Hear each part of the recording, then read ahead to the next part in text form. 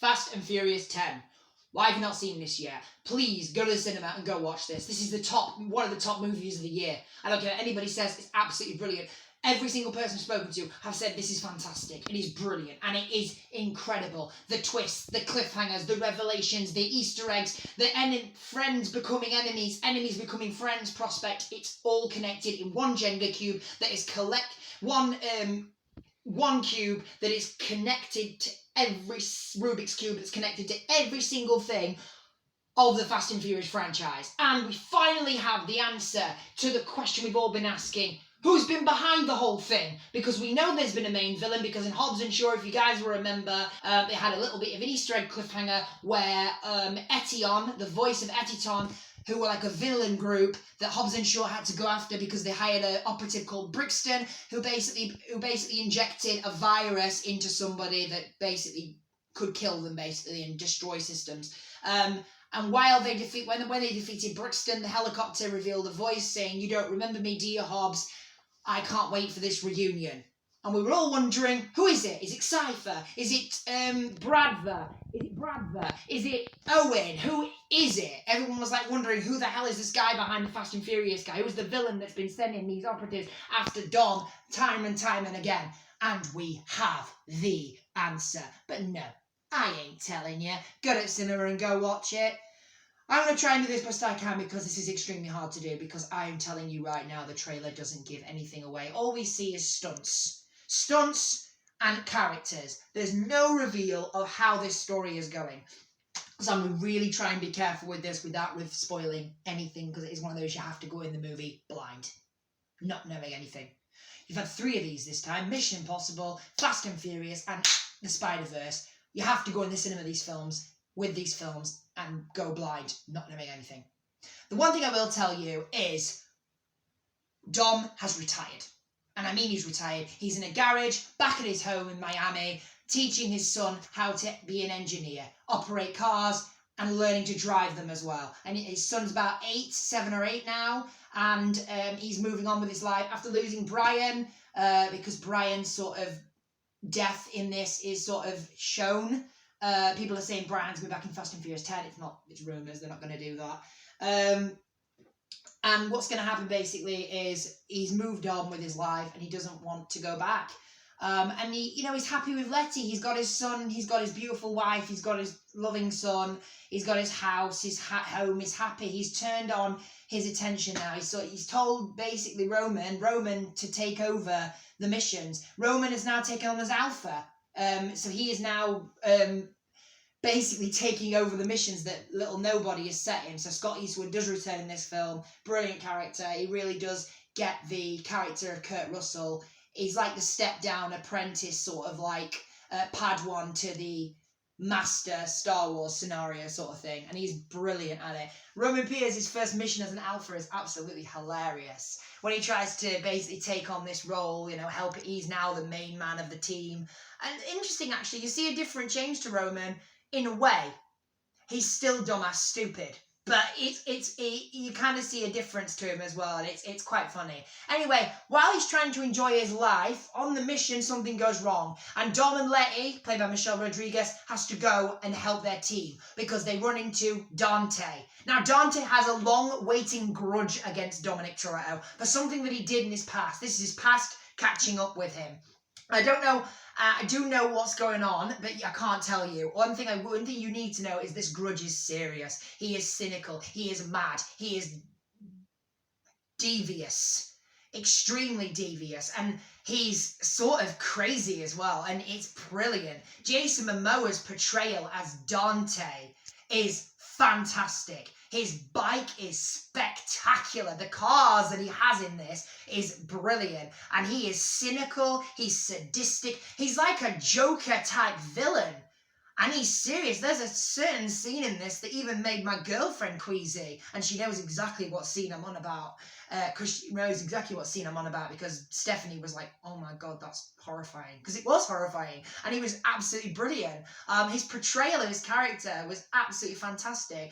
While they're in Rome, he's causing trouble for Dom and causing explosion, you know, the mission. He starts to cause chaos, and he says to Dom he's going to watch his family die in front of him, and he's finishing this now. He's not like any other villain in Fast and Furious. He is serious. It's sort of like an end scenario sort of thing. It's like, how many more lives has Dominic Toretto got?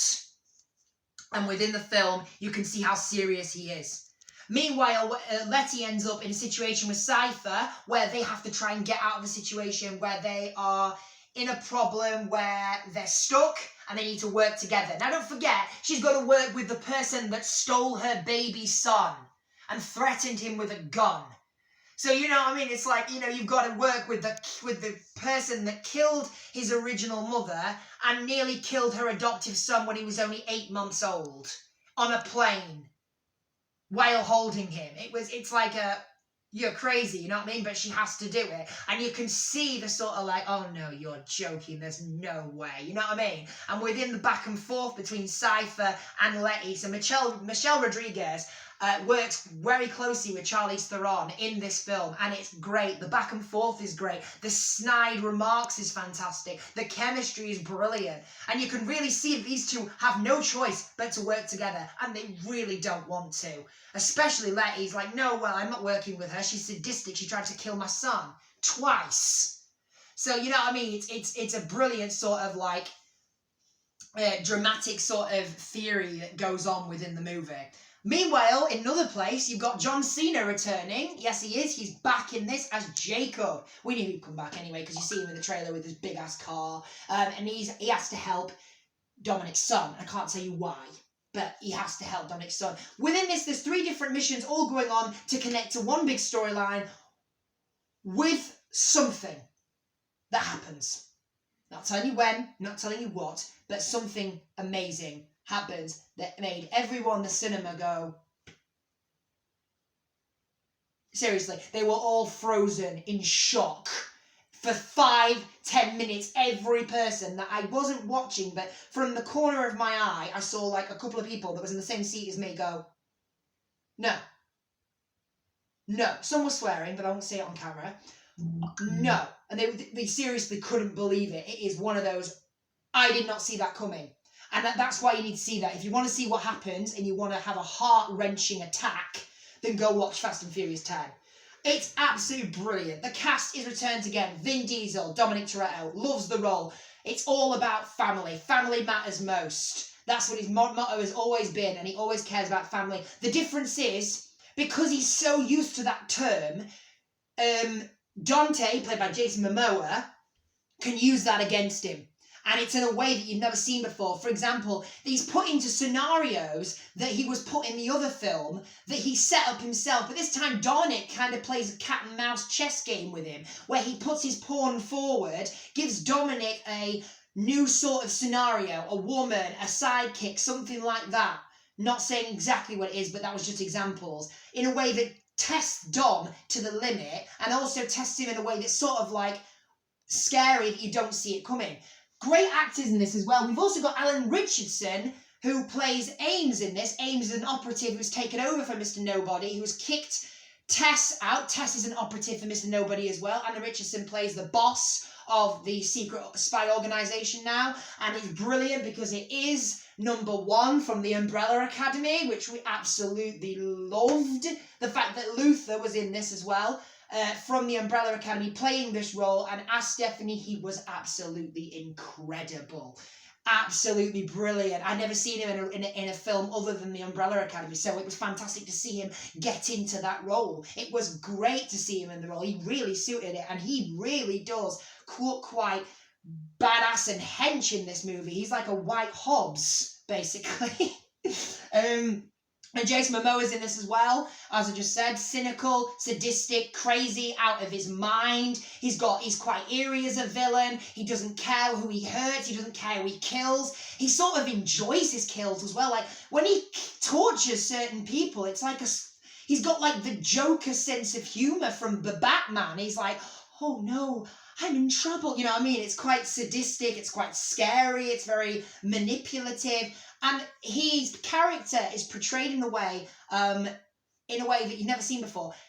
he's got a certain type of lifestyle in it. How do I put this? I don't want to ruin this for you. His lifestyle choice of his character is shown in a way you've not seen before. My brother absolutely loved it because it's a new approach to a villain that actually worked very well. And it worked within the humour as well. It connected really well with the sense of humour. It fantastically worked. Tyrese Gibson, Roman Pierce, hilarious on the mark. Ludacris as Tej comes back as well with Ludacris as Tej comes back and he's absolutely fantastic. You know, he's really, again, he works really well with the team, and you know, they've put in a no-win scenario as well. You've also got Jordan Brewster returns as Mia Toretto. You've got Brie Larson is an operative. She's really good. She's got a secret appearance in it. Charlize Theron, Cypher, as I said, Scott Eastwood, and Natalia Emanuel, who we see more of Ramsey. If you remember Ramsey from Fast and Furious, if you remember Ramsey in Fast and Furious 9, she became a new operative to the team, and she was involved in it. She was also in Fast and Furious 7 as well, first appearance. A lot more comedy in her. You saw a lot more to her in this as well. Helen Mirren returns as Queenie. Obviously, she's fantastic in this. Quick approaches, but really works very well. She's connected in this as well. Obviously, you know her from Deckard Shaw, Deckard Shaw's mother. Han, played by Zio Ling, is returning this as well. This is really interesting, their back and forth, because they've got to work together again. If you remember the first time, Deckard Shaw killed Han when he smashed his car up in Tokyo Drift and went, Dominic Toretto, you don't know me, you're about to. You know what I mean? It's that scene right there when Han was supposedly died, but if you watch the first one, Mr. Nobody covered his death up. It was like some sort of Nick Fury shit. So he basically came back to life again. What a surprise. And so he came back in this, and they've got to kind of work together. Enemies become friends. It's that thing again. And Dante knows how the team works. In fact, actually, if they're in impossible situations, they're in end of life, not going to get out of it situations. Ames has got some twists to him. Brie Larson's got a character surprise as well. Each character in this film has a secret reveal, and another character